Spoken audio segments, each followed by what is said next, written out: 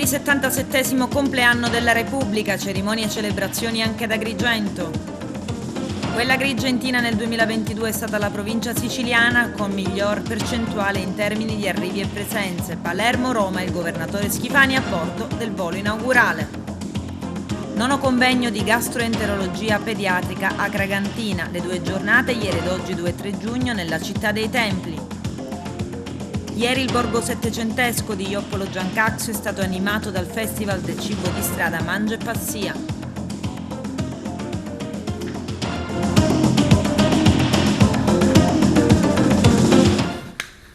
Bentrovati gentili telespettatori al nostro appuntamento con l'informazione. Ieri 2 giugno, festa della Repubblica, in apertura il servizio della cerimonia ad Agrigento. Vediamo. Si è svolta ieri 2 giugno ad Agrigento la festa della Repubblica, giunto al suo 77° anniversario di fondazione. La cerimonia è stata organizzata dalla Prefettura di Agrigento in collaborazione con il Comando Provinciale dei Carabinieri del Comune di Agrigento e si è svolta alle 9:30 con inizio in piazza Vittorio Emanuele. La manifestazione è stata preceduta da una marcia della fanfara dei bersaglieri, da una sfilata militare della Polizia di Stato, partita dalle ore 9 in piazza Municipio e ha percorso tutta la via Atenea fino a piazza Vittorio Emanuele, dove è avvenuto lo schieramento del reparti. Quindi ha avuto il via ufficialmente la cerimonia. Il colonnello Stingo e il prefetto Romano hanno passato in rassegna i vari reparti schierati nel piazzale, quindi l'alzabandiera, la deposizione della corona di alloro in memoria dei caduti in guerra. Oltre alle rappresentanti delle forze armate e delle forze di polizia, erano presenti in piazza Vittorio Emanuele le più alte autorità civili e militari della provincia, una nutrita rappresentanza dei sindaci, parlamentari e rappresentanti delle associazioni civili agrigentine. Successivamente, presso l'atrio del Palazzo del Governo, si è tenuta la cerimonia della consegna dei diplomi, le onorificenze dell'ordine, in merito alla Repubblica Militare dell'assistente capo coordinatore della Polizia, Alfonso Imbrò, consegnata direttamente dal questore regionale di Agrigento, e alla signora Calogera Piazza, volontaria sociosanitaria dell'organizzazione Cittadinanza Attiva, consegnata dal prefetto di Agrigento. Sono state altresì consegnate le medaglie d'onore concesse dal capo dello Stato Mattarella alla memoria di 2 cittadini di questa provincia che sono stati deportati e internati a suo tempo nei lager nazisti e destinati al lavoro coatto per l'economia di guerra. Si tratta di Antonio Delizia di Licata e Angelo Merulla di Canicattì, presente anche il sindaco di Canicattì Corbo. L'evento è stato arricchito da momenti musicali eseguiti da alunni del liceo classico Empedocle, con la lettura di alcuni testi effettuati sempre dagli stessi alunni, e quindi il brillante intervento dell'attore agrigentino Gaetano Aronica, che ha interpretato un documento riguardante un carteggio della prefettura custodito presso l'Archivio di Stato sulle elezioni avvenute il 2 giugno del 1946. Al termine della cerimonia è stata particolarmente apprezzata la cittadinanza ai ragazzi dell'associazione Famiglie Persone Down di Agrigento, che hanno servito una torta a tema della Repubblica, preparata dagli stessi ragazzi, a cui il prefetto ha consegnato gli attestati di partecipazione. Il prefetto Romano, nel suo discorso, ha ripercorso il messaggio del Presidente della Repubblica, sottolineando l'importanza dell'odierna ricorrenza quale momento di inclusione di tutti gli italiani, riaffermazione del valore della comunità, dello stare insieme, del riconoscersi in valori comuni. Per me la prima festa d'Agrigento non è la prima festa in assoluto, però quello che ci tengo oggi a sottolineare è il valore di comunità di questa festa, quindi non il valore individuale, che è l'ultimo dei temi, ma il valore per la collettività. Ci ho tenuto quest'anno che lo sfinamento delle forze armate cominciasse, e delle forze di polizia, dal municipio, passasse per tutta via Atenea, preceduta dalla fanfara dei bersaglieri, fino ad arrivare davanti al Palazzo del Governo, perché il mio intento è quello di coinvolgere la cittadinanza nel senso di comunità e patria, con un termine più antico forse desueto ma invece importante. Non significa retorica, ma significa dare un senso all'essere parte di un insieme, all'essere tutti insieme. Repubblica vuol dire dal latino res publica, la cosa di tutti, ecco, lo Stato è di tutti. Noi siamo soltanto i suoi rappresentanti e dobbiamo essere i più degni che riusciamo a essere. I giovani non nascono col senso di comunità, il bambino nasce normalmente egoista, l'educazione lo porta a essere altruista e l'educazione del cittadino ci porta tutti a saper riconoscere l'importanza dello stare insieme, del non dividerci, come capita spesso in fazioni, partiti e su ogni tema, ma trovare piuttosto i punti di unione e di comunione. Ho ricordato Falcone e Dalla Chiesa per il loro altissimo senso dello Stato, e poi Dalla Chiesa è stato anche agrigentino, perché il suo papà era comandante del locale comando provinciale dei Carabinieri e come tale lui ha frequentato il liceo Empedocle per alcuni anni, quindi è un esempio anche per i ragazzi, ma finché rimane una targa nella scuola non sarà un esempio, sarà un monumento davanti al quale i ragazzi sfileranno distrattamente ogni mattina. Bisogna con le nostre parole e il nostro esempio renderlo vivo. È una festa importante, forse la più importante per la nostra Repubblica, la nostra libera e democratica Repubblica, che il nuovo prefetto di Agrigento, Sua Eccellenza il dottor Filippo Romano, ha voluto celebrare con una novità. Quest'anno ci sarà lo sfilamento dei reparti per la via Atenea, anche per farli conoscere alla nostra cittadinanza e per regalare un momento anche musicale con la fanfara del nono Bersaglieri. Dopodiché le celebrazioni continueranno qui in piazza Vittorio Emanuele con delle esperienze musicali delle aree del liceo classico musicale Empedocle e successivamente con delle premiazioni. Oggi è la festa degli italiani, è la festa di tutti noi e quindi Forza Italia e buona giornata a tutti. La festa della Repubblica è sempre la festa della Repubblica. Il 2 giugno del 1946 il referendum ha sancito proprio la fine della monarchia e l'inizio della Repubblica, nasce la Costituzione e ogni anno si festeggia e abbiamo già depositato la corona d'alloro al Monumento dei Caduti, oggi siamo qui in prefettura. Che dire, è una manifestazione importante, sono presenti anche molti sindaci della provincia, proprio perché, come dicevi tu, in virtù di capitale della cultura, ormai la provincia agrigentina cammina tutta assieme. Il servizio sulle celebrazioni del 77° anniversario della Repubblica era del nostro direttore Arturo Cantella, che ieri durante i festeggiamenti ha intervistato anche alcuni sindaci neoeletti. Vediamo. Siamo con Angelo Balsamo, neo sindaco eletto a Licata, presente alla festa della Repubblica. Cosa aspettava intanto una vittoria così netta? Ma la sensazione che la città avesse nei nostri confronti fiducia era evidente e tangibile e il risultato è stato ottimo e questo grande risultato ci carica di responsabilità e sentiamo l'onere di trasformare le problematiche in soluzioni e quindi dare risposte concrete che i cittadini si aspettano. Le soluzioni e le problematiche sono tante, ecco, dopo 10 anni lei è ritornato a fare il sindaco, è cambiato qualcosa rispetto a quando lo era la prima volta?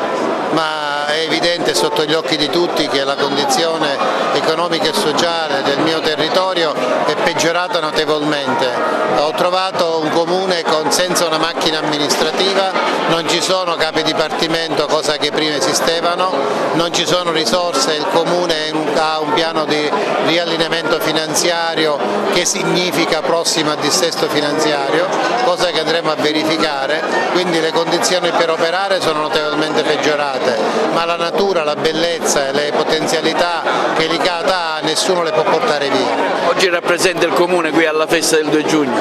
È un grande onore rappresentare i miei concittadini ed è motivo d'orgoglio per tutti i licatesi essere presenti.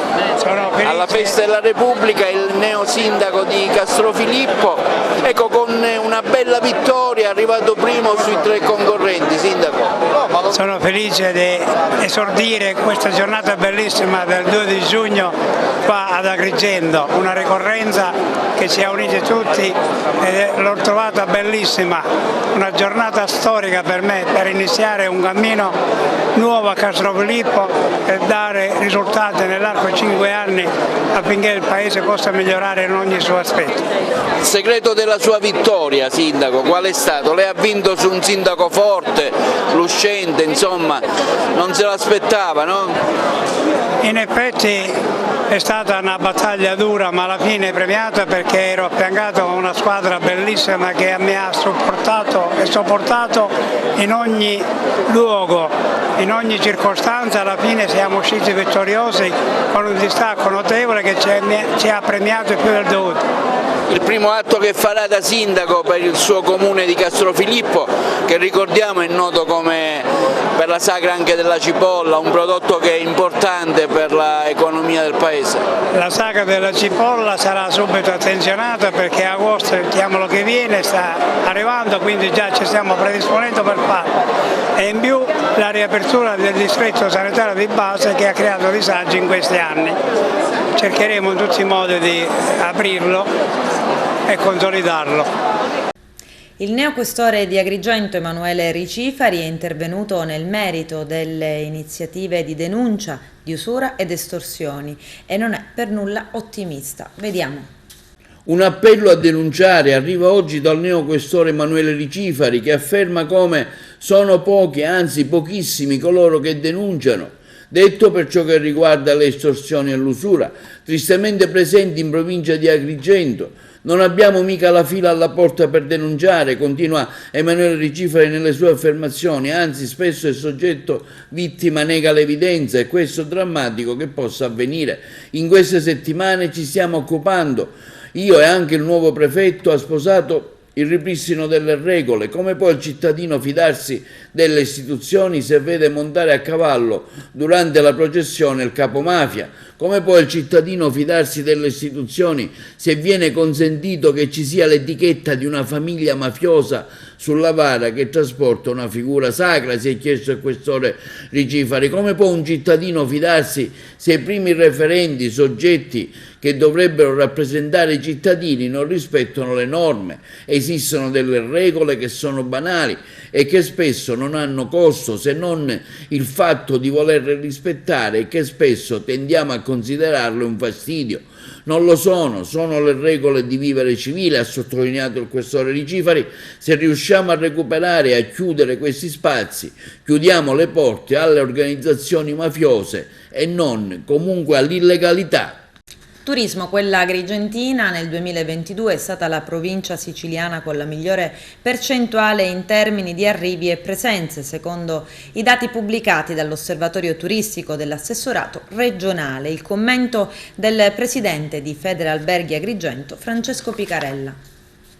La Federalberghi Confcommercio di Agrigento afferma come la nostra città si trovi in una fase di piena ripresa, registrando la più alta percentuale di presenza, più 12% rispetto all'anno pre-Covid del 2019, previsto anche un boom per gli arrivi negli anni 2023 e 2024 e quindi è importante farsi trovare pronti con servizi di qualità.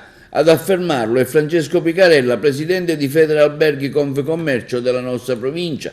In una fase di piena ripresa la provincia di Agrigento la fa da regina con la percentuale più alta di presenze nel 2022. Quella di Agrigento è confermata la provincia siciliana con la migliore percentuale in termini di arrivi e presenze, secondo i dati pubblicati dall'Osservatorio Turistico Regionale del Dipartimento Turismo, Sport e Spettacolo. I dati sono migliori anche rispetto al periodo pre-Covid.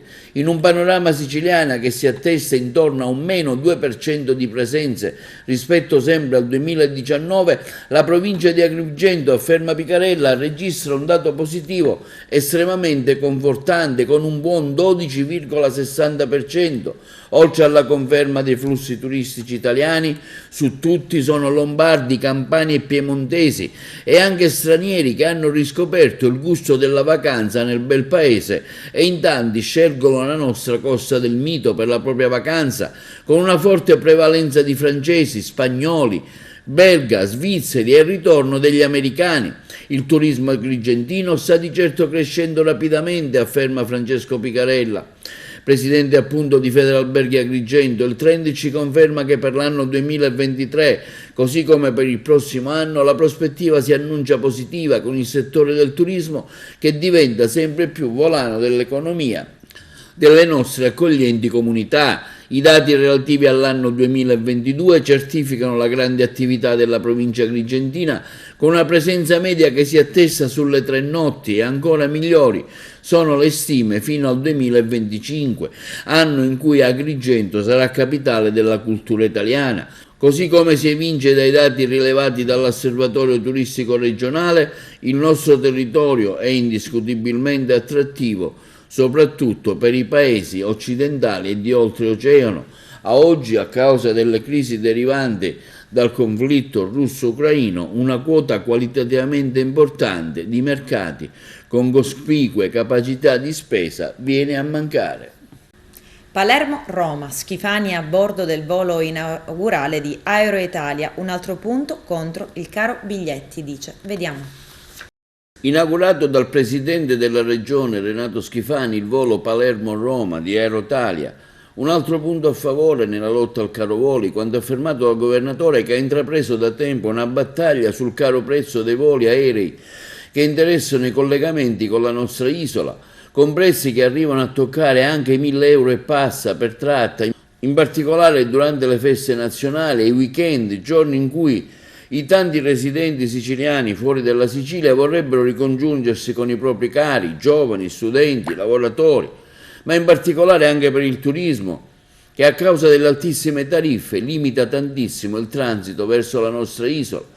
Un nuovo vettore collega quindi Palermo con Roma e dal prossimo autunno anche Catania con Roma e Milano con la nuova compagnia Aeroitalia. La nostra battaglia contro il caro voli che affligge l'intera Sicilia oggi segna un punto a favore.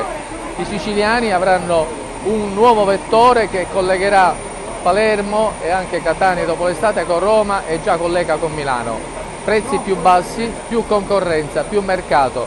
Questo chiede la Sicilia e questo oggi ottiene. Continueremo comunque la nostra battaglia per dare ai siciliani più servizi e migliore qualità della vita. Nono convegno di gastroenterologia pediatrica a Gragantina nella Città dei Templi. Le 2 giornate, ieri ed oggi, 2 e 3 giugno, sono state organizzate da Omnia Congress. Vediamo. Qual è la finalità di questo congresso e quali sono i relatori e i temi che andrete a trattare? Allora, la finalità del congresso è quella di divulgare diciamo, le novità scientifiche in gastroenterologia pediatrica e anche oltre alla gastroenterologia pediatrica. Ieri abbiamo avuto pure una collega odontoiatra che ci ha illuminato un po' sulle novità delle patologie del cavo orale, ma anche altre diciamo, tipologie di argomenti addirittura molto direi, pregnanti e molto nuovi, tipo lo studio del microbiota, del metaboloma. Abbiamo un collega che viene da Cagliari e ci verrà a illuminare un pochino su queste nuove tecnologie che stanno un po' soppiantando, ci stanno un po' stravolgendo quelle che sono le nostre conoscenze nell'ambito soprattutto gastroenterologico, ma che coinvolge un po' tutta la medicina, tutto il corpo umano. Quindi la finalità, oltre a essere quella della scientifica, è anche quella culturale. Questo è il nono congresso che noi facciamo, in pratica è un congresso che affronta sia l'aspetto scientifico che l'aspetto culturale in genere, quindi letterario e così di vari aspetti della cultura, e quindi è proprio una caratteristica del nostro congresso in questi 9 anni. Per cui diamo la possibilità ai colleghi che vengono, ma anche a chi non è collega, di aggiornarsi un pochettino anche su aspetti non medici, quale può essere per dire la cultura letteraria e via di seguito. Per cui siamo riusciti a portare avanti questo mix di culture e così. Speriamo di poterlo continuare ancora, sempre che sia la salute che le condizioni economiche ci garantiscono la possibilità di poter tirare avanti. Quest'anno il tema scelto riguarda la storia della medicina siciliana. Sì, quest'anno abbiamo voluto, sfruttando un libro di Giuseppe Pitrè, medici, chirurgi, barbieri, speziali in Sicilia dal XIII al XVIII secolo, abbiamo voluto dare uno spaccato di quello che è stato l'evoluzione della storia della medicina nei secoli passati, cercando di cogliere fare insegnamento dagli errori del passato e cercando di non commetterli, anche noi. Quindi è un connubio tra aggiornamento pediatrico gastroenterologico attuale e conoscenza del passato della storia della medicina, cercare di coniugare le due cose e soprattutto ci fa capire che quanta evoluzione ci sia stata nell'ambito della medicina. La medicina ha fatto passi da gigante, però devo dire che sono più le cose che noi non sappiamo che le cose che sappiamo.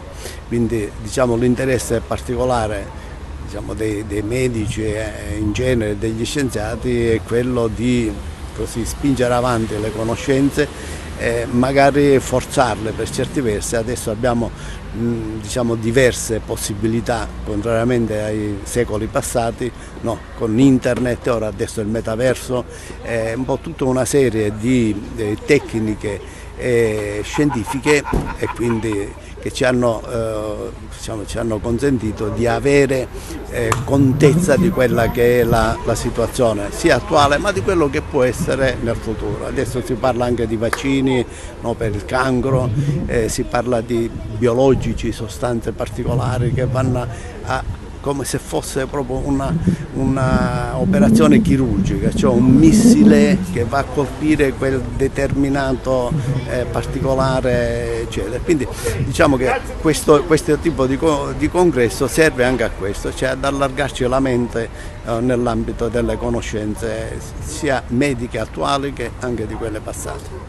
Quali sono i benefici e le ricadute che eventi come questo possono avere sul territorio? Riallacciandomi a quello che ha appena detto il dottore Iacono, ovviamente il territorio ne soffrisce di tutto quanto è stato detto ieri e verrà detto oggi, perché oltre a essere, come lo chiamiamo noi, il congresso della cultura, avendo nel nostro concetto una unicità di quella che è la cultura scientifica, cultura filosofica, cultura medica, cultura storica, ovviamente vengono trattati argomenti scientifici, argomenti di una certa valenza, relazionati da relatori che provengono da un po' tutta la parte d'Italia, da Brescia a Firenze, dalla Puglia alla Sicilia, cioè figure che nel campo hanno una certa valenza. Tutto questo si ricade su noi pediatri del territorio, che acquisiamo nuove tecniche e nuove conoscenze che ci permettono di migliorare quella che è il nostro modo di agire, il nostro modo di pensare, il nostro modo di gestire quella che è la quotidianità nei nostri ambulatori. Cioè, ovviamente se io ho delle nuove conoscenze, delle nuove notizie, se praticamente la scienza ha fatto dei passi avanti e mi viene comunicato in questa sessione, è chiaro che il mio comportamento, che alla fine avrà dei vantaggi sull'utente, sarà cambiato e sarà proiettato verso situazioni ovviamente migliori. Quanto sono importanti eventi formativi come questo? Sono estremamente importanti ed è da tempo che cerchiamo di operare in questo senso nella nostra provincia. Noi come FIMP nazionale abbiamo creato accanto all'attività sindacale un'attività formativa che ferve durante tutti i giorni dell'anno. In effetti un esempio ne è il congresso nazionale che la FIMP ha deciso di organizzare a Taormina nell'ottobre di quest'anno, e la partecipazione mia così come dei colleghi è sempre una partecipazione attiva ed è stata nella fattispecie sempre costante e presente per tutti i nuovi convegni di gastroenterologia pediatrica che sono stati svolti qui dal dottor Iacono e dal dottor Alletto. Ieri il borgo settecentesco di Ioppolo Giancazio è stato animato dal Festival del cibo di strada Mangia e Passia. Vediamo. Ottimo il riscontro di gente ieri sera a Ioppolo Giancazio nella giornata del 2 giugno in occasione della festa nazionale della piccola grande Italia, giunta alla sua 7ª edizione di Mangia e Passia, picco festival del cibo, della musica e dell'arte di strada. L'evento si è inserito nella 20ª edizione della campagna nazionale di Lega Ambiente denominata Voler Bene all'Italia, ed è ormai divenuto un appuntamento fisso con il quale in maniera lucida e ricreativa si è inteso mettere in risalto l'inestimabile ricchezza culturale custodita in tantissimi borghi italiani, Temi centrali di quest'anno: la pace e la transizione energetica. Molto apprezzate le principali attrattive dell'evento, le specialità proposte ai visitatori sul cibo di strada, tante le aziende che hanno esposto i loro prodotti, momenti anche di musica e di intrattenimento. Diciamo che questa è un'idea che funziona da 7 anni e ogni anno, diciamo, a parte l'intervallo che purtroppo è stato obbligatorio per il Covid, ogni anno cresce sempre di più. Questo è merito ovviamente dell'amministrazione comunale che ci ha sempre creduto, sia quella che è uscita da poco, sia anche quella che è subentrata da qualche giorno, ma credo che sia merito anche di quanto è cresciuto comunque questo territorio in questi anni. È da stamattina, per esempio, che qui a Ioppolo abbiamo un andirivieni di persone che frequentano ormai il parco Avventura, ed è chiaro che evento chiama, diciamo, evento, così come la gente stamattina si è riversata al parco Avventura, ci aspettiamo che nella stessa maniera venga attratta da Mangia e Passia, dove noi quest'anno promuoviamo soprattutto 2 temi: il tema della pace e il tema delle energie rinnovabili e della transizione energetica, che riteniamo che siano tutte e 2 molto legate tra di loro, perché la pace si costruisce solo se noi ci sganciamo da quelli che sono gli interessi legati alle energie tradizionali, quindi alle risorse, diciamo, non rinnovabili, al petrolio, al carbone. Purtroppo sappiamo che cosa hanno causato anche nel cuore dell'Europa, la dipendenza da queste fonti di approvvigionamento. È una manifestazione che lega anche il territorio con particolari riferimenti anche al cibo, perché anche mangiare, saper mangiare è importante. Sì, certo, questo è un festival del cibo di strada, anche lì puntiamo a fare crescere una mentalità diversa, che deve essere appunto quella di dare la preferenza al cibo a chilometro zero, quindi al cibo che viene prodotto con ingredienti che vengono, diciamo, prodotti sul nostro territorio, e soprattutto che sia un cibo sano, pulito e giusto, dove quindi non ci sia neanche sfruttamento nella realizzazione appunto degli alimenti che vengono proposti. Sono anche momenti di intrattenimento? Sì, gli momenti di intrattenimento che riguardano la musica, riguardano appunto musica di strada, teatro di strada, c'è moltissimo artigianato, anche hobbisti e artigiani locali. Noi puntiamo veramente con questa manifestazione a mettere in valore tutto quello che è piccolo ma può crescere e merita attenzione. Siamo con l'ex sindaco Portella, una manifestazione da lui organizzata e voluta e che ha visto Ioppolo sempre al centro dell'attenzione verso tematiche ambientali, oggi con Mangia e Passia, ma anche con tantissime iniziative che ha organizzato anche durante il suo mandato di sindaco.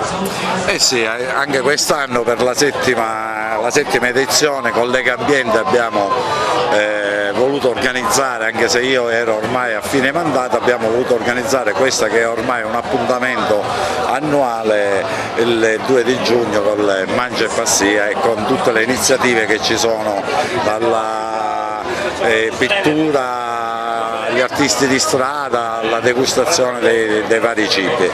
Come sempre Ioppolo, diciamo, il circondario risponde benissimo a tutte le iniziative che facciamo. Quindi non hai voluto mancare? No, come potevo mancare, ho cercato di organizzarlo, oltretutto è sempre una continuazione del lavoro intrapreso, è cambiato il sindaco, ma diciamo, il lavoro che abbiamo intrapreso, la linea che vogliamo condurre di portare sempre Ioppolo al centro di tutta la provincia continua. Nuova edizione di Mangia e Passia, sindaco, ecco, lei inaugura la sua sindacatura con questo evento, un evento che raccoglie tanta gente a Ioppolo Giancasio. Siamo arrivati alla 7ª edizione di Mangia e Passia e questo rappresenta per noi un evento da sponsorizzare sempre di più. Voglio ringraziare innanzitutto Lega Ambiente e in particolare Claudia Casa per l'impegno che ha sempre messo per organizzare questo evento. Ringrazio tutti i produttori di Oppolo perché si sono sempre impegnati per quanto riguarda la riuscita di questo evento. Ringrazio tutta la popolazione di Oppolo, della provincia e fuori provincia, che numerosi sono qui in piazza a onorare questo evento che si sta svolgendo questa sera. È una serata particolarmente ricca con diversi impegni sia musicali che enogastronomici. Sì, infatti abbiamo numerosi stand, ci sono molti produttori di panini e panelle, abbiamo praticamente rivenditori della macelleria per quanto riguarda salsiccia, ci sono i bar che fanno panini con la meusa e tanto altro. Insomma, non possiamo non parlare del prossimo appuntamento che vede Ioppolo in un punto di riferimento con la Sagra del Melone Giallo. Sindaco, ci anticipa qualcosa? Noi già da ieri abbiamo iniziato a parlare per l'organizzazione dell'estate ioppolese. All'interno dell'estate ioppolese sicuramente la farà una delle cose più importanti dell'estate ioppolese sarà la Sagra del Melone Giallo. Quindi non solo Sagra del Melone Giallo, ma un programma abbastanza ricco e impegnativo. Questo sicuramente lavoreremo. Abbiamo iniziato a lavorare molto per la predisposizione dell'estate, ci saranno serate di ballo, ci saranno serate di natura culturale, presentazione di libri e tanto altro. Teresa Casa oggi presente con questo stand per il mercatino dell'usato, un'iniziativa sicuramente molto originale. Sì, è un'iniziativa che vuole tendere veramente a promuovere la cultura del riuso che ancora dalle nostre parti non è molto diffusa. Lega Ambiente, a supporto dell'iniziativa che si sta svolgendo come ogni anno qui del Mangia e Passia a Ioppolo, ha voluto introdurre questa nuova iniziativa. Speriamo di riuscire a convincere le persone che riusare è una cosa utile per il pianeta. Il pistacchio oggi è presente a San Biagio Platani con i vostri prodotti? Sì, noi siamo l'azienda Creadoc che produce cassate e cannoli siciliani ed esportiamo in tutto il mondo. Il dolce che seduce, siamo ambasciatori del gusto e della cultura, ma oltre a questo noi siamo anche produttori e trasformiamo e commercializziamo anche il pistacchio della zona di San Biagio Platani, che è il cuore della Valle del Prato, dove c'è una grande produzione di pistacchio dell'Agrigentino, magari sconosciuta perché quando parla di pistacchio pensano a Bronzo, ma c'è un'altra realtà di più di 500 ettari nell'Agrigentino e nel cuore è San Biagio Platani, città del pistacchio. Leonardo Tanto. Qui a Ioppolo per dipingere? Qui a Ioppolo sì, ma qui sono momenti per incontrarsi un po' con la gente, più che altro per stare un po' all'aria aperta. È sempre un fatto positivo queste cose, anzi, più se ne fanno è meglio, ravvivano l'ambiente e fanno divertire pure noi. Sì, qui si mangia passiano, però abbiamo anche il cibo per la mente, l'olio che permette di tenere lubrificato il cervello è quello che noi potremmo definire il libro come l'elisir di lunga vita, e quindi il posto giusto ideale per poter leggere, passiare, acquistare i libri. Giovanni Sodano, di Belle Arti Capo con Oggi in questa iniziativa ha un ruolo importante anche per la pittura, lei ha voluto essere presente? Sì, siamo stati invitati da parte di Lega Ambiente, anche dal Comune di Ioppolo, a organizzare questa estemporanea di pittura molto partecipata, considerando l'occasione, ci sono 8 partecipanti e insomma portiamo anche un po' di arte in questi borghi che meritano bellezza a 360 gradi. A Ioppolo non poteva mancare il panino con la meusa, il segreto di questo panino, chef? Il segreto di questo panino tanta allegria nel farlo, prodotti tutti freschi e poi un ciauro di Giangash.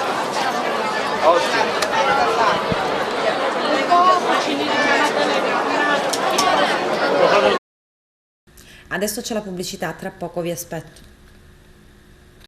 La gestione dell'hotspot di Lampedusa è passata alla Croce Rossa italiana. La cooperativa Badia Grande traccia bilancio della sua attività, 15 mesi difficili, non potevamo fare di più, spiegano. Vediamo. In una nota stampa la cooperativa sociale Badia Grande di Lampedusa traccia un bilancio sulla gestione dell'hotspot nell'isola che si è conclusa nei giorni scorsi. È affidata proprio alla gestione quotidiana alla Croce Rossa italiana. Dopo 15 mesi, affermano i rappresentanti della cooperativa, si è conclusa la nostra esperienza all'hotspot di Lampedusa. Sulla base del capitolato e del contratto di appalto avremmo dovuto gestire un centro con una capienza massima di 250 ospiti per un totale di ingressi nell'anno di 6.000 persone.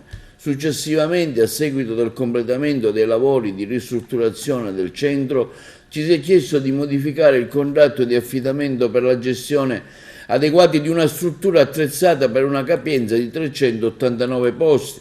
Il numero di ospiti, a eccezione di brevi periodi, è stato sempre nei fatti 10 volte maggiore, arrivando a oltre 4.000 ospiti presenti.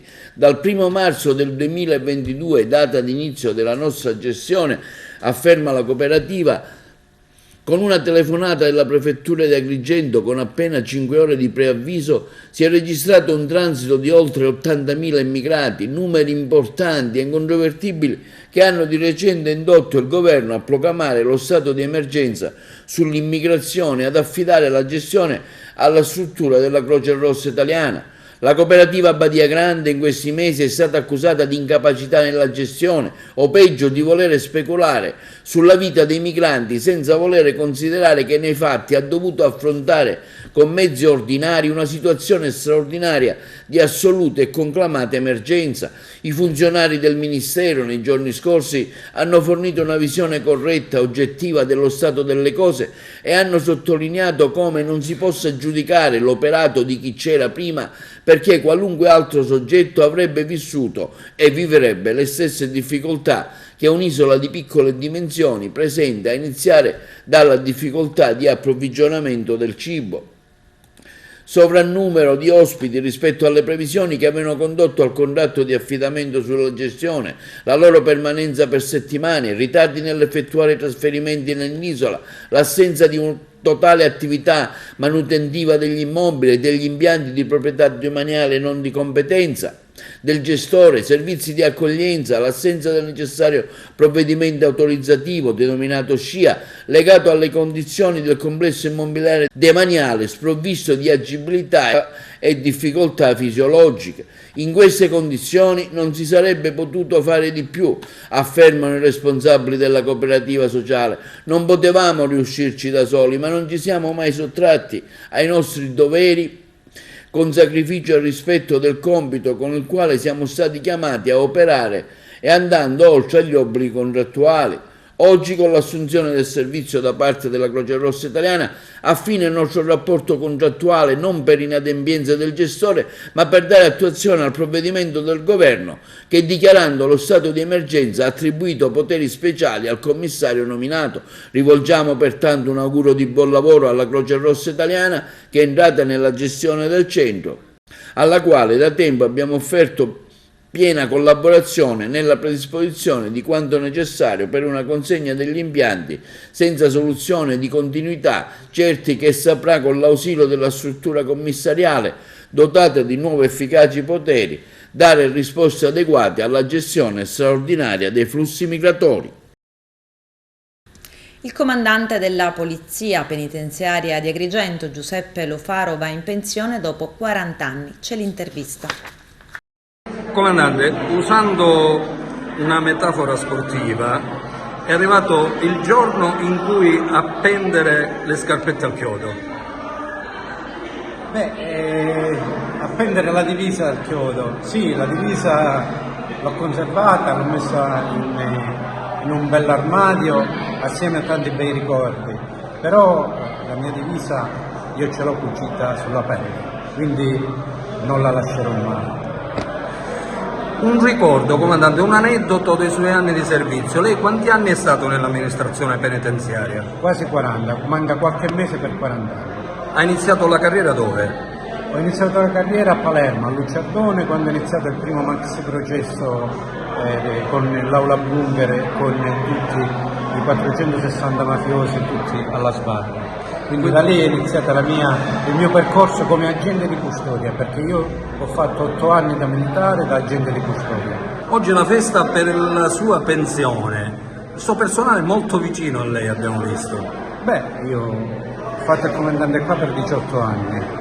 E ho cercato di stare sempre vicino al personale, di spronarlo, di aiutarlo, di seguirlo, e ho ricevuto tantissimo. Come ho detto poco fa, veramente quello che mi sto portando dietro, delle cose che loro mi hanno dato, sono sicuramente molte di più rispetto a quelle che io ho dato. Una criticità, un evento che le è rimasto impresso, recentemente c'è stato anche il Covid, lei... Proprio a quello mi stavo riferendo, volevo riferirmi perché il Covid è stato dirompente per gli istituti penitenziari. Abbiamo vissuto momenti di tensione, momenti terribili, siamo stati anche come tanti altri istituti lì per avere problemi di sommosse e di rivolte. Ma dico grazie al mio personale, al fatto solo di seguire tutte le situazioni, al fatto che un gruppo di persone pazze come me siamo rimasti qua in caserma a dormire 24 ore su 24 per fronteggiare eventuali emergenze, siamo riusciti, grazie a questa esperienza e a un po' anche di fortuna, a evitare qualsiasi tipo di problema. Forse Agrigento è stato uno dei pochi istituti in Sicilia dove non è successo nulla durante il periodo di Covid. Lei lascia Agrigento dopo tanti anni di comando, una casa circondariale dedicata a un uomo delle istituzioni, a un uomo in divisa, Pasquale Di Lorenzo. Che ricordo ha, comandante, di questo istituto penitenziario? Io, andando Pasquale Di Lorenzo, non l'ho conosciuto, ma sono stato purtroppo al suo funerale, perché ero a Palermo e mi hanno mandato in qualità di rappresentanza dell'amministrazione. Questa è una persona che deve essere seguita da esempio, deve essere seguito come persona che era dedita allo Stato, alla legalità, per l'affermazione esclusivamente della legalità. Ha pagato a caro prezzo la sua dedizione allo Stato, ma io mi permetto anche con l'occasione di ricordare Montalto che era un mio agente nella mia sezione, la 9ª sezione del Luciardone, quando è stato ucciso, con cui ho lavorato tantissimo, abbiamo lavorato veramente braccio a braccio per tanto tempo, e vorrei ricordarlo assieme a tutte le altre vittime del dovere, sia della Polizia Penitenziaria ma anche di tutte le altre istituzioni che fanno parte dello Stato. Anche bei ricordi, comandante, lei ha fatto tante cerimonie, tante feste, sempre in prima linea. Anche noi come televisione abbiamo seguito le sue manifestazioni. Tanti bei ricordi, cioè lei lascia un bel ricordo all'amministrazione. Beh, io ho fatto il mio lavoro con passione. Fare il proprio lavoro con passione significa sacrificarsi, significa stare sul pezzo sempre e comunque, stare attenti a difendere l'istituzione da qualsiasi tipo di aggressione possa esserci, sia da parte della controparte ma anche del fuoco amico, perché anche il fuoco amico è quello che quando ti colpisce ti fa molto più danno. Quindi ho cercato sempre comunque di difendere l'efficienza e la funzionalità del reparto nei confronti di tutti. Quindi momenti belli, sì, momenti belli ne abbiamo passati, anche oltre a quelli critici che fanno parte, sono connaturali del lavoro. E uno di quei momenti sono le belle feste del corpo che abbiamo organizzato, a cui voi avete dato veramente tanto risalto, e di questo ve ne sono grato. La Polizia Penitenziaria è sempre nel cuore comunque. Sempre, ho detto poco fa all'inizio che io ho cucito addosso la mia divisa, non la toglierò mai, quindi sempre nel cuore. Auguri. Grazie. L'amministrazione comunale di Agrigento ha approvato i primi provvedimenti propedeutici alla redazione dei piani attuativi zona C4 del piano regolatore generale. Arturo Cantella. Dopo quasi 20 anni di inerzia che hanno determinato notevoli criticità nella gestione dello strumento urbanistico generale del comune di Agrigento, approvato nel lontano 2009, con la conseguente impossibilità a dare concrete risposte a coloro che nel corso di questi anni hanno continuato a pagare le imposte sui terreni solo virtualmente edificabili, al fine di dare piena esecutività al vigente piano regolatore generale, l'amministrazione comunale ha provveduto ad approvare i primi provvedimenti propedeutici alla redazione dei piani attuativi zona C4. A comunicarlo è il sindaco di Agrigento Franco Miccichè, coadiuvato dall'assessore Gerlando Piparo. In particolare, con la delibera di giunta comunale numero 84 del 24 maggio 2023 si sono determinati i parametri urbanistici relativi al dimensionamento a cui dovranno uniformarsi i piani di lottizzazione già presentati e in attesa di risposta e quelli che saranno redatti dai cittadini proprietari di aree nella zona C4. A questa prima delibera, continua il comunicato stampa firmato dal sindaco Miccichè e dall'assessore Piparo, seguiranno altri provvedimenti che andranno a regolamentare ulteriormente l'individuazione degli assi viari e delle aree da destinare a servizi nella stessa zona C4. Attraverso lo strumento della perequazione urbanistica che garantirà il pieno soddisfacimento di aree da destinare a servizi coniugata alla necessità di garantire il diritto all'edificazione dei proprietari. Un primo risultato sperato e fortemente voluto, frutto di un grande lavoro e sacrificio da parte dell'ufficio di piano e di tutto l'ufficio tecnico di Agrigento, tra cui l'ingegnere Alberto Avenia, l'architetto Dispensa, Giuseppe Luparello, il geometra Giacomo Pisano, l'architetto Mazzola, coadiuvati dalla sapiente consulenza dell'esperto di urbanistica ingegner Paolo Di Loreto. Questo quanto comunicato dall'assessore Piparo e dal sindaco Miccichè di Agrigento. Akragas Calcio, c'è fermento sui movimenti interni alla società che si prepara alla Serie D. Carmelo Lentini. In occasione della conferenza stampa di questo sabato pomeriggio, allo Stadio Seneto a partire dalle ore 16 del patron Giuseppe Deni si sveleranno i piani societari per la prossima stagione di Serie D e magari sarà anche l'occasione per presentare i nuovi compagni di viaggio. Lo stesso Deni in questi giorni avrà limato alcune trattative interessanti, ma al momento non si registra alcuna concretezza. Le sole cose che al momento si confermano riguardano l'addio dell'ex DS Ernesto Russello, transitato a Caltanissetta con la Nissa, e le sofferte dimissioni da direttore generale avvocato Giancarlo Rosato. Ma cosa c'è dietro l'angolo? Il tecnico vincente della scorsa stagione, Nicolò Terranova, rimarrà in biancazzurro e lo zoccolo duro della rosa dei calciatori, appena conclusa, verrà riconfermata? Tutti interrogativi che sul web stanno facendo la parte del leone, con previsioni più o meno azzardate dei tifosi di fede acragantina. Una cosa è certa, a decidere tutto non sarà solo Deni, ma anche chi lo potrà affiancare in questa nuova avventura calcistica. Dunque, in poche parole, ed è facile dedurlo, chi verrà in Akragas potrebbe pretendere di portare in biancazzurro una intelaiatura bella, pronta e collaudata. In conferenza stampa, sempre se ci saranno delle novità, verranno svelate le nuove strategie. In questi giorni Giuseppe Deni è stato fuori sede e chissà che, lontano dai riflettori di Agrigento, non abbia trovata o completata la trattativa avviata da qualche settimana con la nuova cordata. La perdita del direttore generale Giancarlo Rosato, storico protagonista dell'Akragas negli ultimi anni, non è cosa da poco e ciò non passa inosservato. Infatti la paura di tutto l'ambiente è che potrebbe essere l'inizio di un esodo di tanti vecchi amici di viaggio, da sempre al capezzale biancazzurro.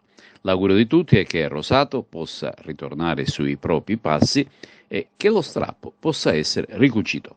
Ancora qualche ora e si conoscerà il destino dell'Akragas per la prossima stagione di Serie D.